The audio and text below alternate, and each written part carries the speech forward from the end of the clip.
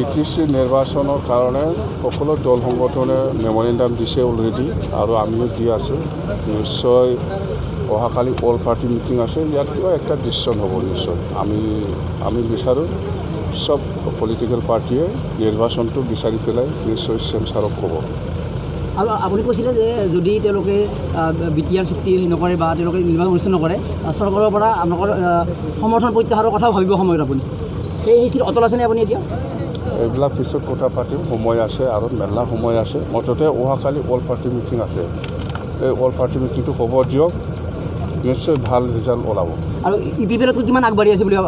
এইবিলাকো নকবি এতিয়া অহাকালি অল পাৰ্টি মিটিংটো হ'ব দিয়ক ইয়াৰ পিছত বহুত কথা ওলাব বাহিৰৰ যিবিলাক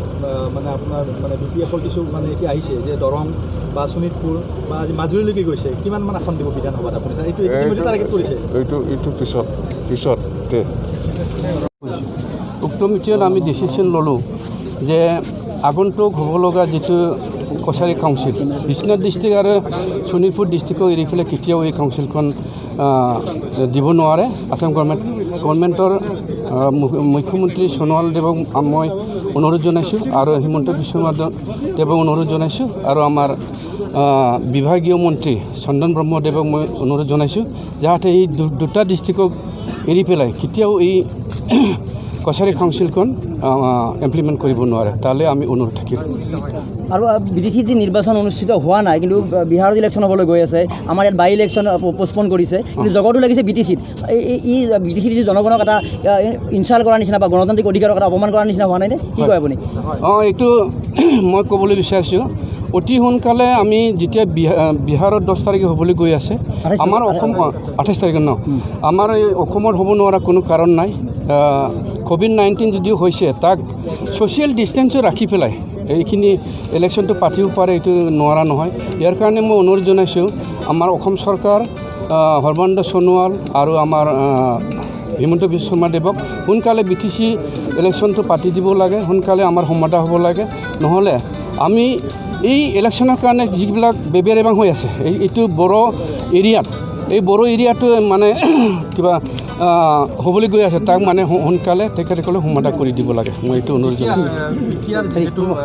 আয়োগ গঠন কৰা হৈছে এই আয়োগত শোণিতপুৰ বা বিশ্বনাথ এনেকুৱা ধৰণৰ কোনো ধৰণৰ প্ৰতি কি ক'ব এইটো আমি ক'ব নোৱাৰোঁ এফচি ফালৰ পৰা কৈছে তেখেতসকলে যিটো এজন দিছে কি নাম আছিলে এইটো মই নামটো পাহৰিলোঁ এই জয়ন্ত বাগলাৰী না বসুমতাৰী তেখেতক দিয়া হৈছে তাই এইটোৱে হ'ব বুলি কৈছে আৰু তেনেকৈ সৰহ মানুহ লোৱা নহয় বুলি কৈছে ইয়াকে আমি মানি লৈছোঁ সকলো শোণিতপুৰ জিলা আৰু বিশ্বনাথ জিলাৰ ৰাইজে তালৈ আমাৰ কোনো আক্ষেপ নাই এইবাৰ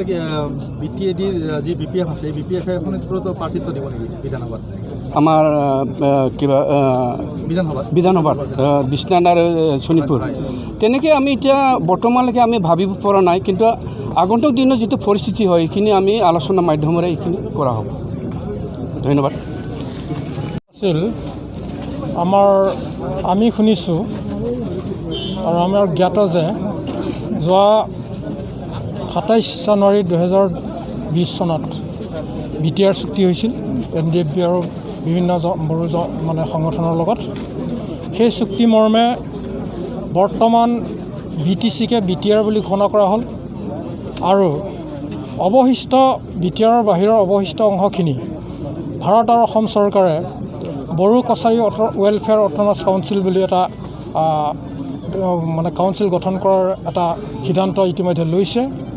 আৰু দুৰ্ভাগ্যবশতঃ যোৱা 31 আগষ্ট 1, 2, 3 তাৰিখে হোৱা বিধানসভা অধিৱেশনত মৰাণ মটক আৰু কমতাপুৰ এই 3টা অট'নমাছ কাউন্সিল গঠন হ'ল আৰু বড়ো কছাৰী ৱেলফেয়াৰ অট'নমাছ কাউন্সিলটো ৰৈ গ'ল সেয়েহে আমি ভাবোঁ যে অতি শীঘ্ৰে যিহেতুকে চুক্তি ৰূপায়ণৰ ক্ষিপ্ৰগতিত চলিছে গতিকে অতি শীঘ্ৰে BTCৰ বাহিৰৰ অৱশিষ্ট যিখিনি বড়ো অধ্যুষিত অঞ্চলক সামৰি যিটো নেকি অৱশিষ্ট অংশ আছে সেই অঞ্চলসমূহ যাতে অতি শীঘ্ৰে বড়ো কছাৰী ৱেলফেয়াৰ অট'নমাছ কাউন্সিলত অন্তৰ্ভুক্ত কৰিব লাগে আৰু সেয়েহে আমি সেই সম্পৰ্কত সমৰ্থন দিবৰ কাৰণে আমাৰ ইয়াত আজি সমবেত হৈছোঁ আজি ইয়াত কোন আছিল উপস্থিত বিশেষভাৱে আমাৰ প্ৰাক্তন BTCৰ মুৰব্বী হাগ্ৰামা মহিলাৰীদেৱ উপস্থিত আছিল আৰু আমাৰ বিশেষকৈ BTCৰ বাহিৰৰ BTCৰ বাহিৰৰ যিখিনি বুদ্ধিজীৱী তথা জনসাধাৰণ বিভিন্ন দল সংগঠন সেইসকল ইয়াত তেখেতৰ লগত আমি মত বিনিময় কৰিছোঁ। শেষত হেতুকে আজি অসম চৰকাৰলৈ এই মজিয়াৰ পৰা আপুনি কি মেছেজ দিব বিচাৰিছে? আমি ভাবোঁ যে অহা 7 তাৰিখে কেবিনেট বৈঠক বহিব। সেই কেবিনেট বৈঠকতে আমি ভাবোঁ যে বড়ো কছাৰী ৱেলফেয়াৰ অট'নমাছ কাউন্সিলটো যাতে তাতে সিদ্ধান্ত লৈ আগন্তুক যিটো শীতকালীন অধিৱেশন সেই শীতকালীন অধিৱেশনত বড়ো কছাৰী অট'নমাছ কাউন্সিলটো যাতে বিল পাছ কৰে। আজি প্ৰাক্তন আমাৰ যিগৰাকী চিফ মহিলা ডাঙৰীয়া আপোনালোকৰ কি আছে বোলে? তেওঁক যিটো সমৰ্থনৰ কাৰণে তেওঁৰ লগত যিটো আজি আপোনালোকে বহিলে ইয়াত বৈঠক কৰিলে কেনেকুৱা এটা পালে? তেখেতেতো সেই ক্ষেত্ৰত সম্পূৰ্ণ সমৰ্থন আগবঢ়াইছিল আৰু তেখেতে যদি BTC যদি ভংগ নোহোৱা হ'লে তেখেতে এই ক্ষেত্ৰত আগতেও প্ৰয়াস কৰিছিল। কাৰণ কংগ্ৰেছ চৰকাৰৰ দিনত তেখেতে BPF যেতিয়া নেকি কোৱালিশ্যন গভৰ্ণমেণ্ট আছিল তেতিয়াও বড়ো কছাৰী অট'নমাছ কাউন্সিল BTCৰ বাহিৰত ইতিমধ্যে গঠন হৈছিল, কিন্তু গভৰ্ণৰ স্বাক্ষৰ নোহোৱাৰ কাৰণে সেইটো সেইবাতে পৰি গ'ল। গতিকে এতিয়া বৰ্তমান এটা মানে সুযোগ আহিছে, এই সুযোগতে যাতে চৰকাৰে এই দুৰ্ভাগ্য অৱশিষ্ট বড়ো অঞ্চলখিনি যাতে সামৰি এটা অট'নমাছ কাউন্সিল গঠন কৰে, আমি সেইটোকে আশা কৰিছোঁ।